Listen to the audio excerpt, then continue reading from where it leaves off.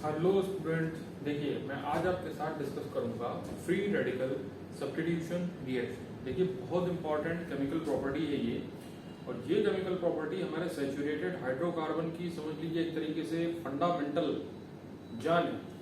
अब कैसे free radical substitution reaction होती है इस बारे में सबसे पहले तो ये देखिए कि हम लोगों ने छोटे क्लासेस में जैसे पढ़ा हुआ है कि मान लो मीथेन है। अब मीथेन का रिएक्शन अगर क्लोरीन से कराते हो, सनलाइट में कराते हो, डिफ्यूज सनलाइट में, तो आपको एक H हटता हुआ नजर आता है और एक Cl लगता हुआ नजर आता है, और साथ में क्या बनता है, HCl। अब इस रिएक्शन में देखिए लाइट इस्तेमाल हो रही है, तो इस लाइट वाली रिएक्शन में जिसमें फोटोन यूज हो रहा है, जो हमारी प्रॉपर्टी है, आप देख सकते हैं कि एक H हटाया गया और दूसरा Cl उसकी जगह आकर के बैठ गया, तो ये क्या हुआ है, सब्स्टिट्यूशन हुआ है। और इस सब्स्टिट्यूशन को अगर हम ब्रॉडर वे में क्लासिफाई करके देखें तो हमें दिखाई देगा कि ये एक फ्री रेडिकल सब्स्टिट्यूशन मैकेनिज्म को फॉलो करता है।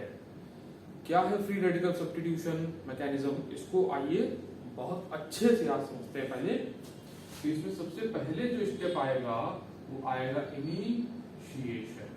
अब इनिशिएशन मतलब क्या है, स्टार्ट होना। इनिशिएट होने में क्या होता है कि ये हमारा क्लोरीन का मॉलिक्यूल है।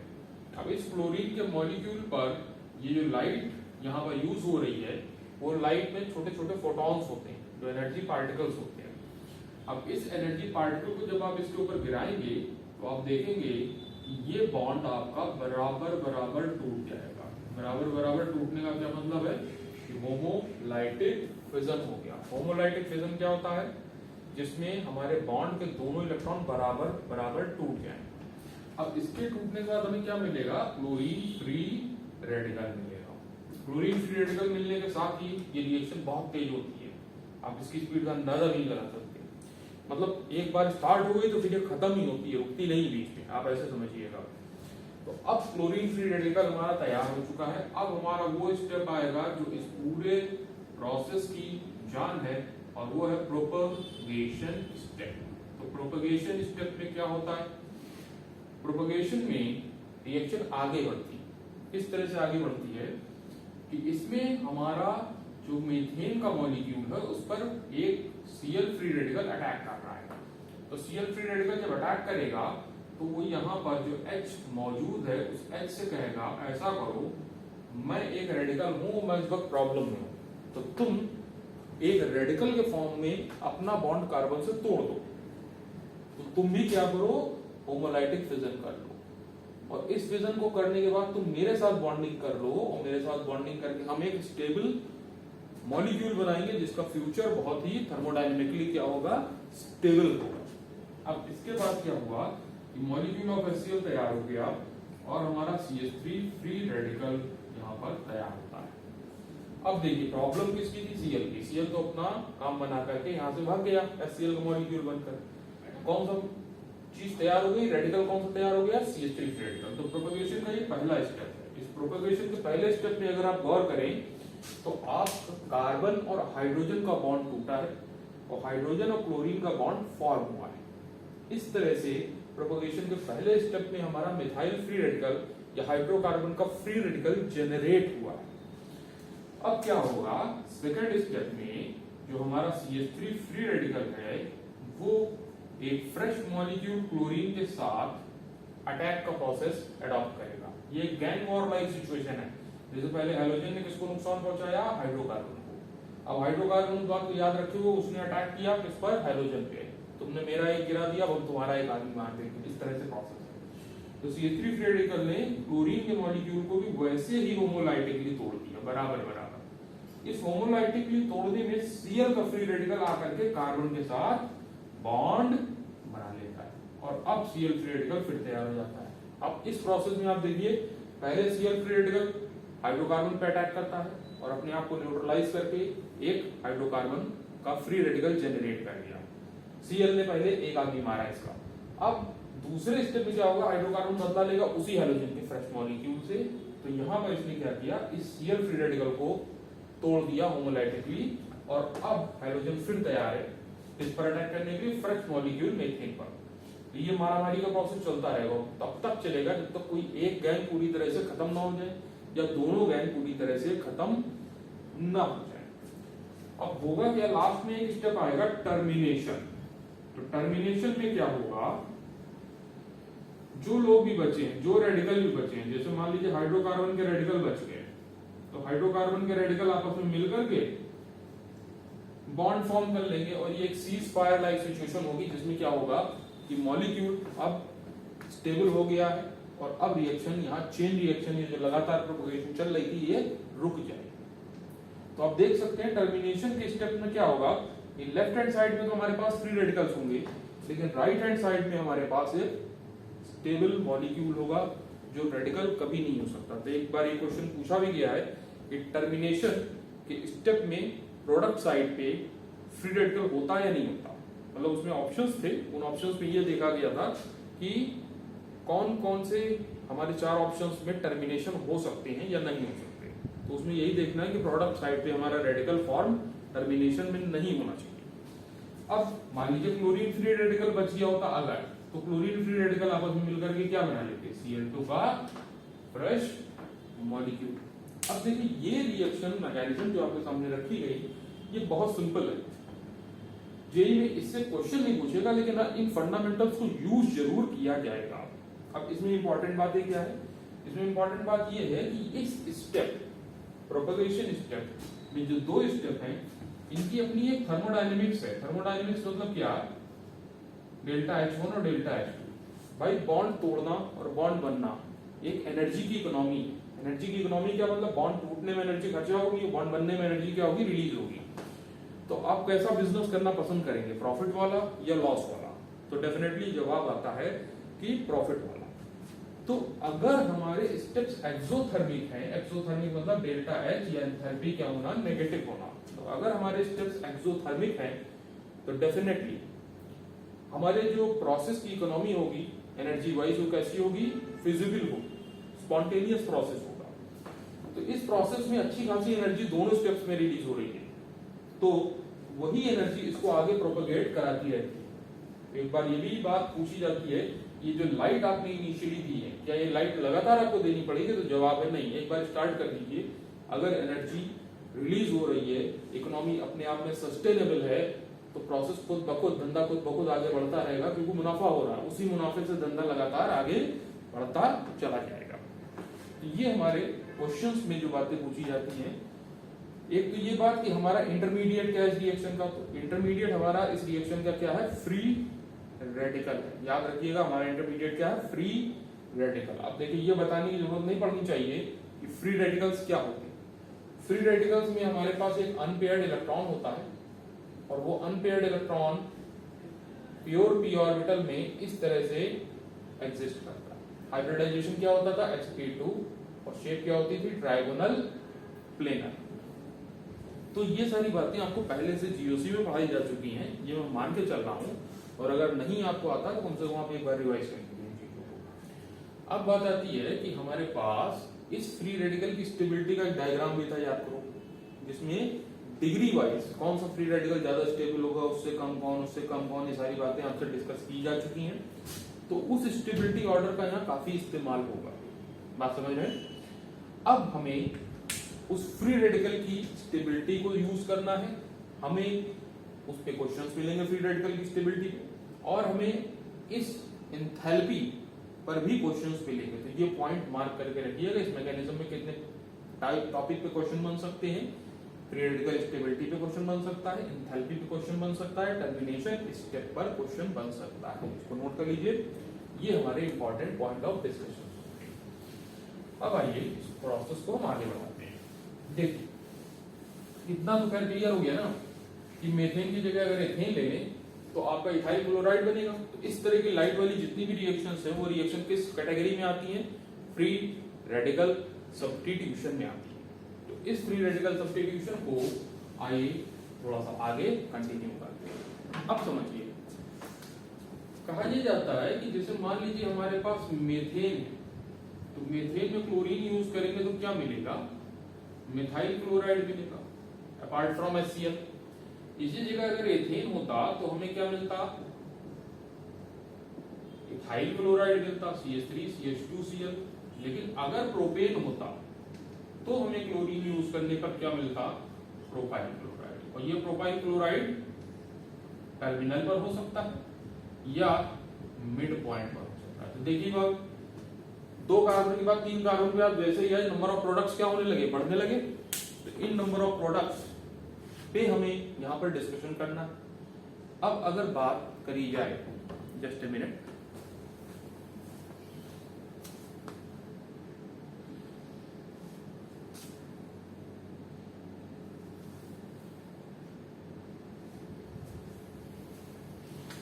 आइए बात करते हैं। अगर बात करी जाए तो ये वाला जो नॉर्मल प्रोपाइल क्लोराइड है ये किससे बना होगा, 1 डिग्री फ्री रेडिकल से। और जो आइसोप्रोपाइल क्लोराइड है बेटा वो किससे बना होगा, 2 डिग्री फ्री रेडिकल से। तो 1 डिग्री और 2 डिग्री फ्री रेडिकल्स में ज्यादा स्टेबल कौन होता है। देखिए इसमें हाइपर कॉन्जुगेशन लगाते हैं स्टेबिलिटी चेक करने के लिए, और हाइपर कॉन्जुगेशन से जो रिजल्ट आता है कि हमारा 2 डिग्री ज्यादा अच्छा होता है। तो एक क्वेश्चन यहाँ उठता है कि अगर 2 डिग्री ज्यादा अच्छा था तो 2 डिग्री का ही सिर्फ प्रोडक्ट क्यों नहीं बना, 1 डिग्री भी प्रोडक्ट के फॉर्म में क्यों आया। और इसी जगह पे मैं आपके सामने एक क्वेश्चन और रखता हूं कि अगर मान लीजिए इसी प्रोपेन पर मैंने ब्रोमीन यूज किया होता, क्लोरीन की फैमिली का ही ब्रोमीन है, क्लोरीन का बड़ा भाई, लाइट के साथ, तो आप देखेंगे कि वहां पर सिर्फ और सिर्फ मैक्सिमम टू मैक्सिमम लगभग पूरा 2 डिग्री प्रोडक्ट ही बनता है, 1 डिग्री बिल्कुल नहीं बनता। तो क्वेश्चन ये उठता है कि क्लोरीन में ऐसा क्या हुआ कि 1 डिग्री और 2 डिग्री दोनों बने, लेकिन ब्रोमीन में ऐसा क्या हुआ कि 1 डिग्री नहीं बना, सिर्फ और सिर्फ 2 डिग्री बना। तो इस बात का जवाब अगर ढूंढना है तो हमें 2 बातें समझनी होंगी। पहली बात ये कि एक चीज होती है काइनेटिक्स और एक चीज होती है थर्मोडायनेमिक्स, है ना। तो थर्मोडायनेमिकली फेवर्ड स्टेप क्या है उसको समझिए। देखिए अगर मैं बात करूं यहां पर क्लोरीन के केस में, तो क्लोरीन के केस में 2 डिग्री फ्री रेडिकल ज्यादा स्टेबल है। तो 2 डिग्री फ्री रेडिकल अगर ज्यादा स्टेबल है तो मैं आपसे क्वेश्चन पूछता हूं कि प्रोपेन पर जब क्लोरीन फ्री रेडिकल आता है तो वो कौन सी एच को तोड़ता होगा, 2 डिग्री वाले एच। और अगर 1 डिग्री वाले एच पे अटैक करता है तो कौन से एच को तोड़ता होगा, 1 डिग्री वाले को। अब जरा मुझे बताइए कि 1 डिग्री की बॉन्ड एनर्जी अगर A है और 2 डिग्री की बॉन्ड एनर्जी अगर B है तो किसकी बॉन्ड एनर्जी ज्यादा होगी। ये बड़ा अच्छा सवाल है। इस सवाल को सोचिए थोड़ा और इसका जवाब दीजिए। देखिए कौन सा बॉन्ड टूटने पर हमें अच्छा रेडिकल मिल रहा है, 2 डिग्री वाला बॉन्ड टूटने पे हमें अच्छा रेडिकल मिल रहा है। तो 2 डिग्री वाला बॉन्ड आसानी से टूट जा रहा होगा, इसीलिए हमें एक स्टेबल फ्री रेडिकल मिल रहा है। तो बॉन्ड एनर्जी की अगर मैं बात करूं तो बॉन्ड एनर्जी किसकी ज्यादा होगी, A is greater than B। बोलिए ये बात समझ में आ रही भाई। जैसे मान लो किसी के फादर और सन, एक बाप बेटे की अच्छी बॉन्डिंग नहीं, बेटे ने बाप से कहा कि मैं घर छोड़ के जा रहा हूं, बाप कहेगा जाओ, क्यों, क्योंकि बॉन्डिंग कैसी थी, वीक थी। तो बेटे के जाने के बाद भी अगर बाप स्टेबल है तभी तो ऐसा कह सकता है ना। अब यहां देखिए अगर बेटे और बाप की बॉन्डिंग स्ट्रांग है, बाप के जाने के बाद बेटे के जाने के बाद बाप का बहुत बुरा हाल होने वाला है, तो बाप क्या करेगा, रोक लेगा अपने बेटे को थोड़ा, वो कहेगा नहीं नहीं तुम मत जाना। तो यहां बॉन्डिंग कैसी है, स्ट्रांग।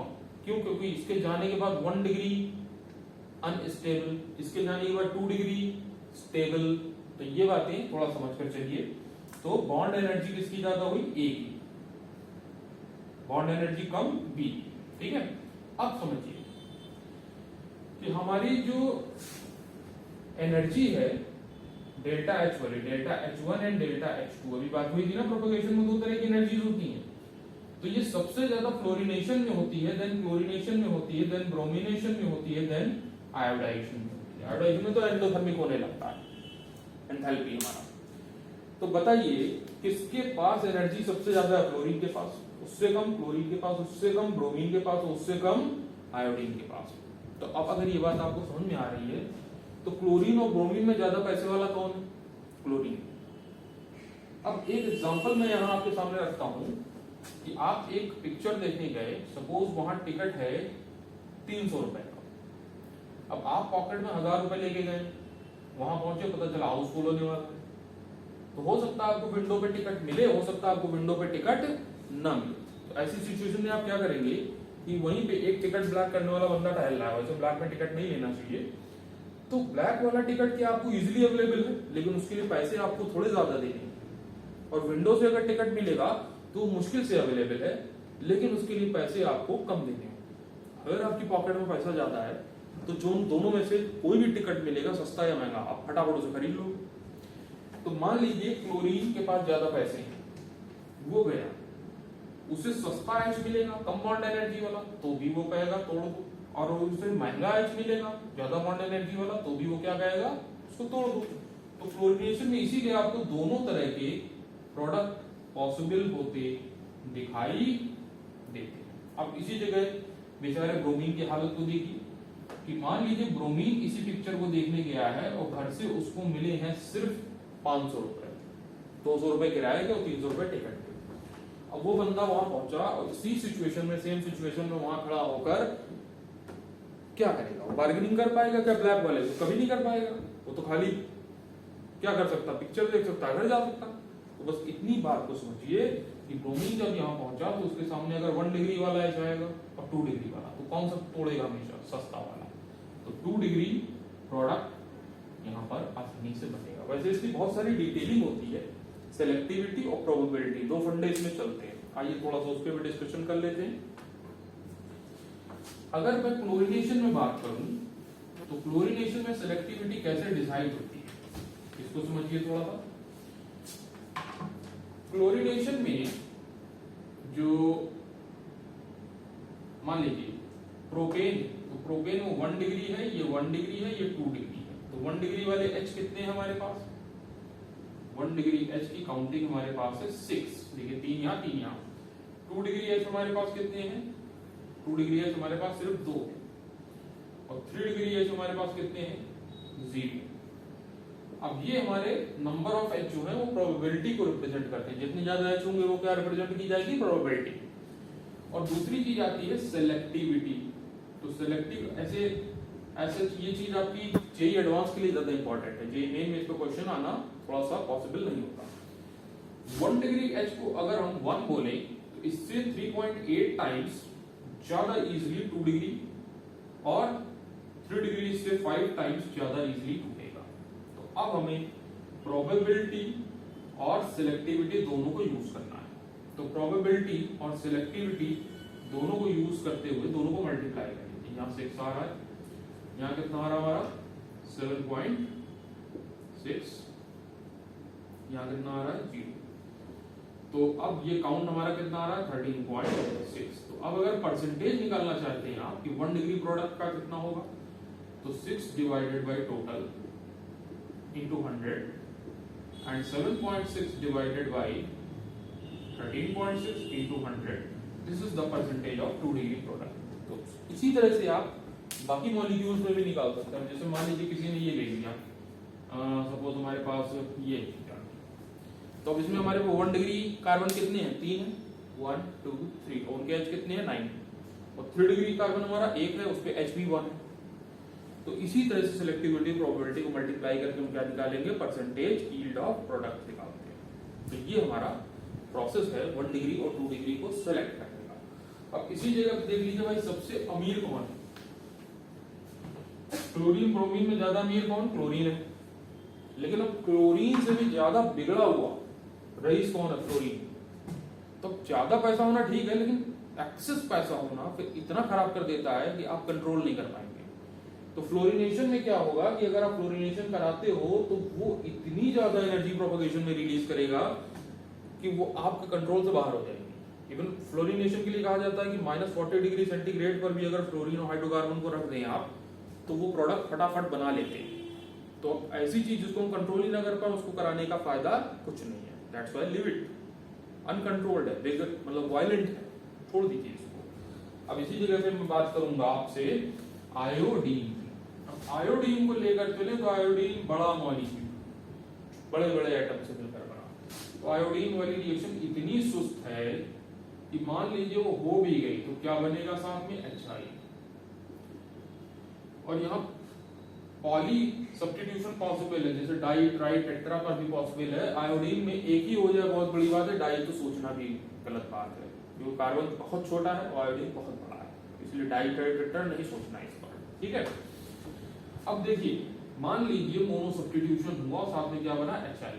HI क्या होता है भाई, बहुत अच्छा रिड्यूसिंग रिएजेंट, बहुत अच्छे रिड्यूसिंग रिएजेंट होने के कारण ये क्या करता है, फर्दर अटैक कर देता है इस पर, और रिएक्शन को क्या करता है, फटाफट रिवर्स कर देता है। तो प्रोडक्ट क्या करते हैं, रिएक्टेंट की तरफ वापस भाग जाते हैं। अब ऐसी सिचुएशन में बचने के लिए क्या करना चाहिए, मान लो हमें आयोडीन लगाना मजबूरी की है, तो अब क्या करें, आप क्या करिए, इसमें HiO3 डाल दीजिए। तो HiO3 क्या करेगा, इसमें हमारा देख लीजिए टोटल हमारे पास कितने I2 बना देगा, तो ये I2 क्या होगा, दोबारा से इस रिएक्शन में यूज हो जाएगा। तो HI हटा, प्रोडक्ट का हटना और रिएक्टेंट का बढ़ना, ये क्या करेगा, रिएक्शन को फॉरवर्ड की तरफ मूव करा देगा। इस तरह से आप मोनो सब्स्टिट्यूटेड आयोडाइजेशन प्रोडक्ट यहाँ पर अचीव कर सकते हैं। इसके अलावा भी इसमें बहुत कुछ है, जैसे हम अगर बात करें आपसे तो थोड़ा डिस्कशन इस बात पे किया जाए कि मोनोक्लोरो प्रोडक्ट कितने पॉसिबल होंगे, ये वाले क्वेश्चंस बहुत आते हैं। तो मोनोक्लोरो प्रोडक्ट के लिए अब जैसे बात कर लीजिए, मान लीजिए हमारे पास ये है, IIT में आया हुआ क्वेश्चन है, बहुत अच्छा क्वेश्चन है, इसमें क्लोरीन लगाना है लाइट के प्रेजेंस में। तो इसमें क्लोरीन लगाने के लिए कितनी सिचुएशंस है, गौर से देखिए, एक ये पोजीशन है, एक ये पोजीशन है, एक ये पोजीशन है और एक ये पोजीशन है। तो इन पोजीशंस पे जब हम लगाएंगे क्लोरीन, तो हमें देखिए कौन कौन से ऑप्शंस मिल रहे हैं, ये मिल रहा है। अब इनमें 4 तो पोजीशंस पॉसिबल है, तो 4 प्रोडक्ट ये हो गया। अब ये भी देख लो कहीं क्लोरीन लगने के बाद कायरलिटी तो नहीं आ गई, तो इस जगह पे कायरलिटी आ चुकी है, तो यहाँ 2 पॉसिबिलिटी है। इस कायरल कार्बन पे अगर फिशर बनाओगे तो आपको क्या मिलेगा, एक R मिलेगा, एक S मिलेगा, बाकी और कहीं कायरलिटी आ रही है, देखिए ध्यान से, यहाँ प्रो कायरलिटी जैसी सिचुएशन है, जहां क्लोरीन लगा वहां कायरल नहीं हुआ, बाजू वाला कार्बन कायरल हो गया। तो इसमें भी 2 पॉसिबिलिटीज आएंगी, एक R और एक S। इस तरह के क्वेश्चंस भी बहुत सारे बनते हैं हमारे पास। तो ये सिचुएशन पे क्वेश्चन जो आते हैं बहुत अच्छे होते हैं और इनको हमें प्रैक्टिस करना चाहिए। चलिए इसका प्रोसेस को हम आगे भी कंटिन्यू कर सकते हैं, जैसे आप अगर चाहें तो इस मॉलिक्यूल पर मोनोक्लोरो प्रोडक्ट कितने होंगे बना सकते हैं, आप चाहें तो इस मॉलिक्यूल पर मोनोक्लोरो प्रोडक्ट कितने होंगे बना सकते हैं, आप चाहें तो इस मॉलिक्यूल पर मोनोक्लोरो प्रोडक्ट कितने होंगे ये पूछा जा सकता है। तो इस तरह से क्वेश्चंस बहुत सारे बन सकते हैं, तो इसमें डिस्कशंस बड़े लंबे हो जाएंगे, दैट्स व्हाई मैं इसको आपको होमवर्क में ही देता हूँ और इसमें ही स्टॉप कर देता हूँ, कल के लेक्चर में हम इसको डिस्कस करेंगे। चलिए कल मिलते हैं, बाय बाय।